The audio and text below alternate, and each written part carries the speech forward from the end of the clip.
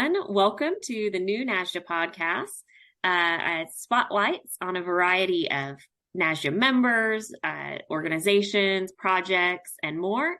And right now we're working on our NASJE Spotlight on the annual conference. So I have with me today Margaret Allen-Hoyt, and we're going to start out like we normally do, just getting to know Margaret a little bit better.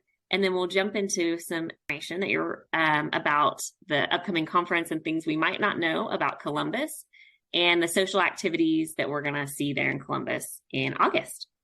So first question is very deep, Margaret, coffee or tea? All right. Well, even though I live with my husband who home roasts coffee, I'm a tea person.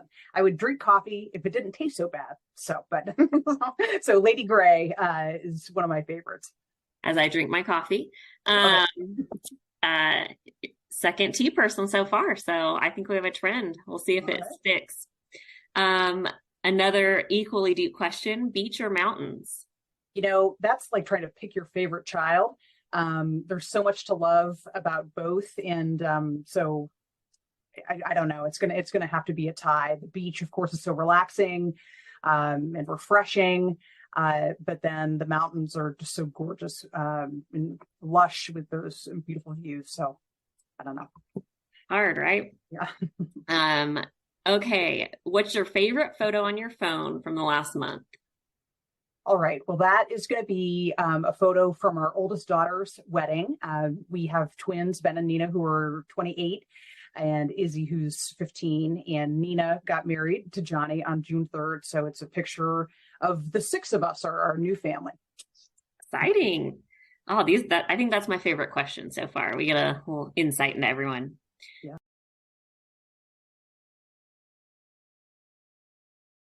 And then what is something that you read or saw this week that everyone should check out? Get an email from this artist who's actually from your neck of the woods, Austin Kleon.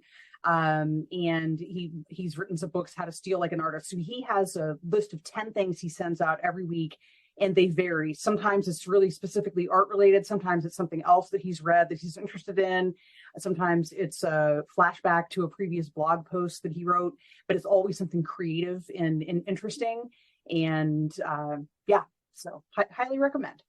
Well, great. Now I have two emails to read. I'm talking with you and Dot. Okay. And how many years have you been in judicial education? Well, it's crazy, but it's around 22 years. I started the Ohio Judicial College in 2001, was there till 2016, and been at the National Center from 2016 through the present. So okay. And what is your favorite part of the NASJE conference since you've been coming for a while? Yes. That's nice to say a while instead of a long time. So, the education's always great. Exploring a new place is always great, but my number one favorite part has got to be the chance to be face to face with my colleagues. Some of them I've known for years, some I've only talked to on the phone. And so just that chance to be together and, share ideas, enjoy each other's company, get to know each other a little bit better. That's got to be my highlight every year of the conference. Okay. And we see it right behind you. But can you tell us a little bit more about this year's theme? Yes. So we're not keeping it a secret. The theme is impact. And so I love this as a theme because it takes me back to my own experience in judicial branch education. I had worked at the Judicial College for, let's say, 3 or 4 years before I started coming to NASJE conferences. And before that, I loved my work. Continued to learn a lot. It was great. But when I came to NASJE, I really saw, wow, there are 50 offices in the United States who do what we do. I work at one of them. What a huge opportunity for impact this is in each of our states. And so not only do we have an impact on those we educate, the judges and court staff, but then really the public. And so that's kind of what comes to mind when I think about impact. The other angle of impact that I'll talk about a little bit is we hope that these sessions will re-energize folks, refresh them, inform them with new information, and really just kind of recharge all of us as we take this moment in time to be at the conference, learn from each other, and then kind of go back ready to continue that impact that we make on really the community at large. Okay, and I have to give a plug since I'm on the New Professionals Committee for our event at Lincoln Social on Saturday when everyone gets in. But you're a local, and I'm guessing you may have been there before. So what would you recommend we drink or eat while we're there? Well, Lincoln Social Rooftop is one of the, I don't know, I think 30 different restaurants that one of our local restaurateurs, Cameron Mitchell, has developed. And everything he touches turns to gold. So, I'm not going to highlight one particular menu item, although I'm going to share a picture with all of the different restaurants that he has in Columbus, many of which are in walking distance of our conference hotel. But for Lincoln Social, in addition to just enjoying the kind of oasis right there in Columbus, high up with a nice view, don't sleep on the non-alcoholic drinks, the mocktails. That's the word I was looking for. I had one, and I was like, okay, I guess I'll have this mocktail. It was amazing. So I can virtually guarantee that it is going to be capital HOT when you all are here. So find something refreshing to drink. Great. Okay, I'm getting excited. And then another fun thing, what are you most excited to share with NASJE and the membership in Columbus? Outside of the conference, what Columbus attractions should we check out? Well, there is a lot. And we sometimes, states like Ohio get that flyover state thing, but there is so much to offer here. And so I'm going to rattle off a list. Many of these things are within walking distance. We've got Major League Soccer, Minor League Baseball. Both of those are playing on Saturday night. We have a great art museum with Sculpture Garden. There is a topiary park. I'm going to share a picture. There's an impressionist painting that has been recreated in topiary form. It's one of like five such gardens in the country.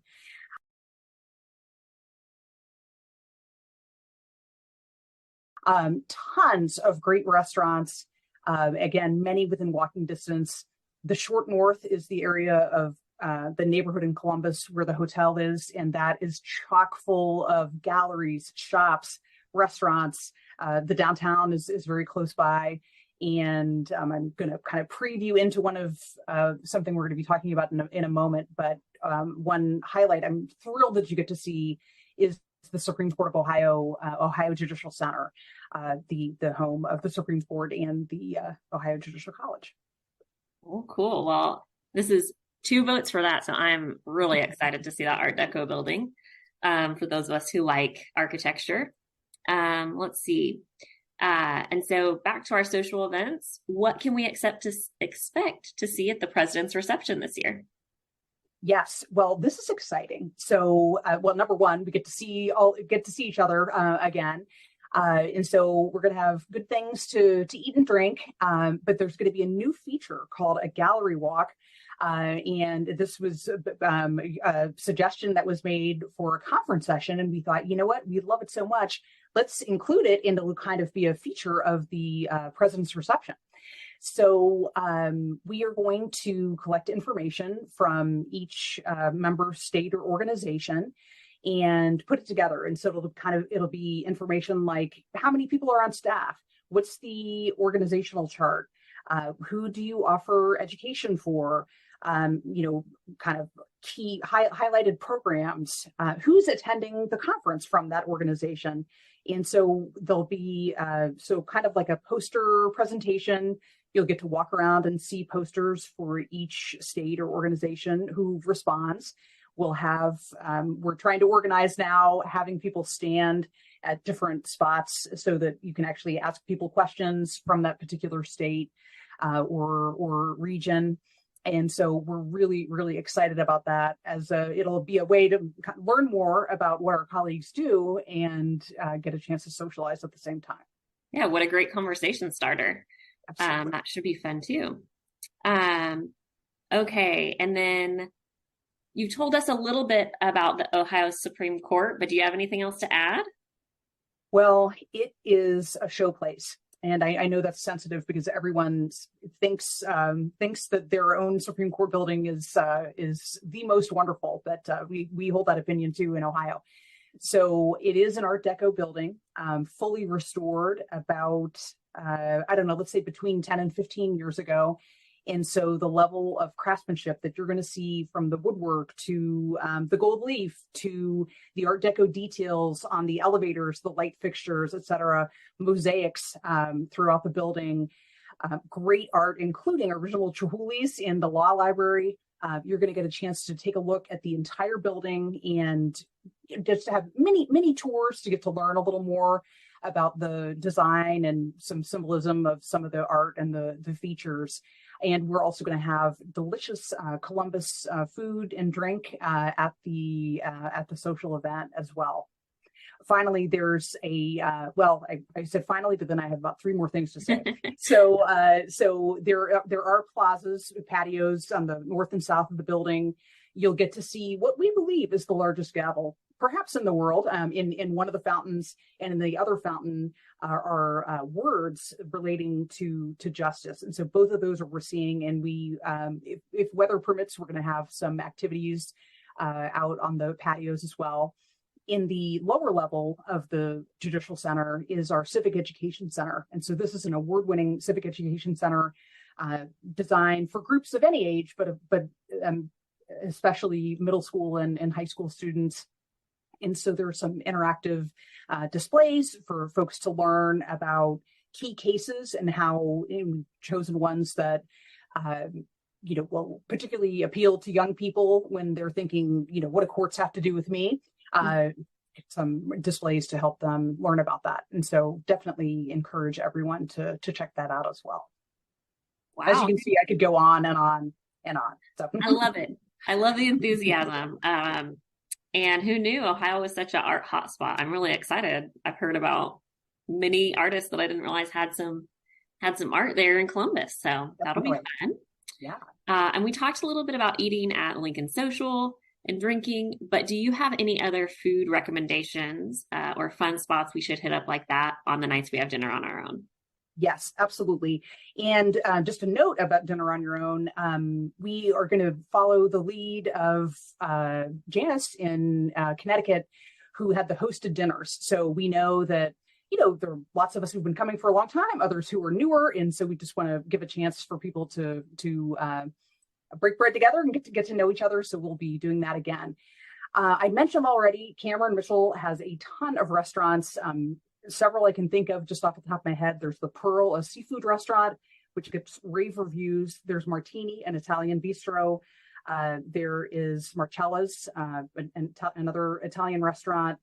There is the North Market, which is not a Cameron Mitchell, but it's a food hall, been around for decades, and it's incredible. We're going there for the group lunch on Sunday from 12:30 to 2 for those who would like to join, whether or not you're going to the Sunday education session.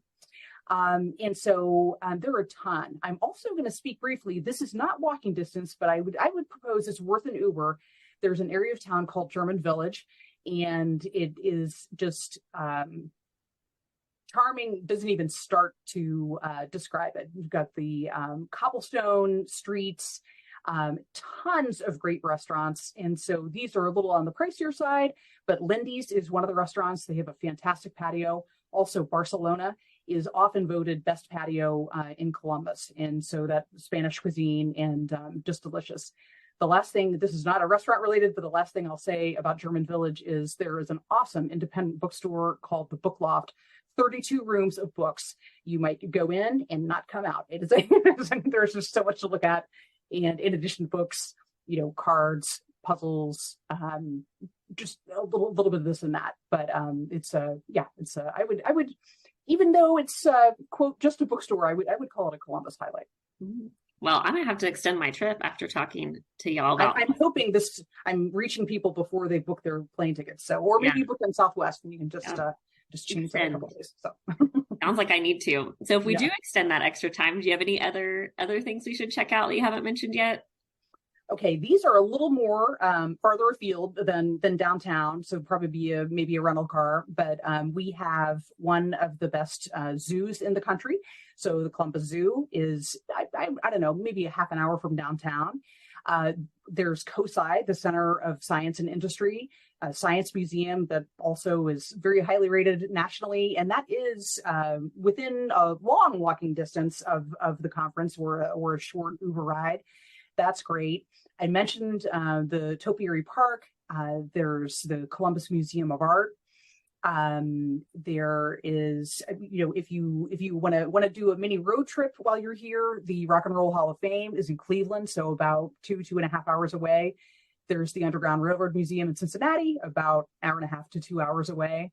And really, I hope that you all come to Columbus, fall in love, and want to return again and again. It's my hometown.